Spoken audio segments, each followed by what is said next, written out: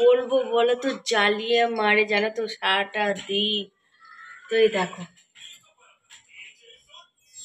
নাকি আবার চালু করবে।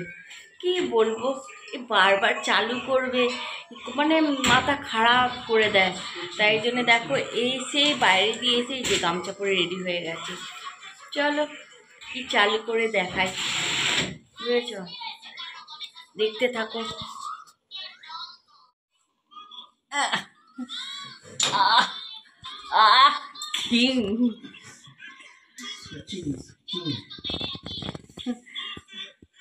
কেমন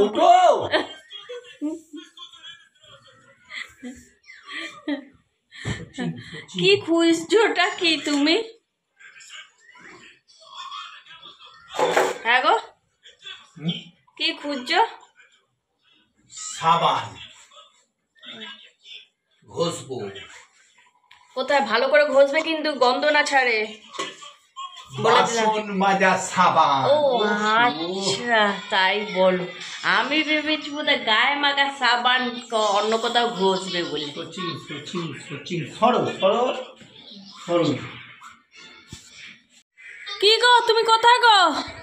এই তো এখানে। ও, কম্বলে নিয়ে রেডি হয়ে গেছো? আচ্ছা আসি। এত তাড়াতাড়ি খাওয়া দাওয়া করে নাও, বাবু দাদা তারপর শুরু হবে। ঠিক আছে চলো, আমি আসছি। দেখছো তোমাদের দাদা একদম কম্বল টম্বল নিয়ে একবারে কম্বলের ভেতরে ঢুকে গেছে মশারি টাঙিয়ে, খাওয়া দাওয়া না করেই, বুঝলি? তোমাদের দাদা একদম কম্বলের তলায় রেডি হয়ে গেছে। তো চলো খাওয়া দাওয়াটা সারি।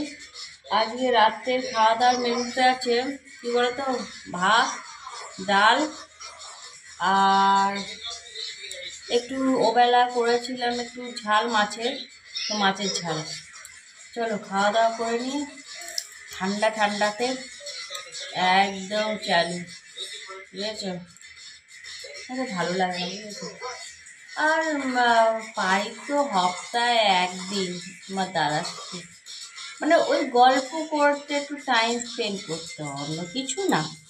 তো ওই জন্যই তাই আজকে তাড়াতাড়ি ঘুমিয়ে পড়বো মানে কি, তোমার দাদার সাথে মশারির তলায় কম্বলের ভেতর ঢুকে আড্ডা মারতে তাড়াতাড়ি ঢুকে পড়বো, বুঝলি? তো তোমরাও আড্ডা মারতে থাকো, মোবাইলটা আসতে কর। তাই জন্য আমি ঠিক করেছি যে আজকে যেহেতু তোমার দাদাকে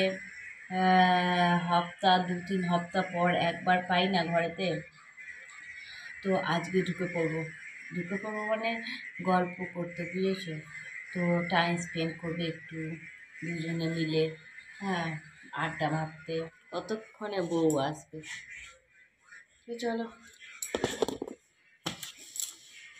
ঢুকি, যে মানে যাই, বুঝেছো?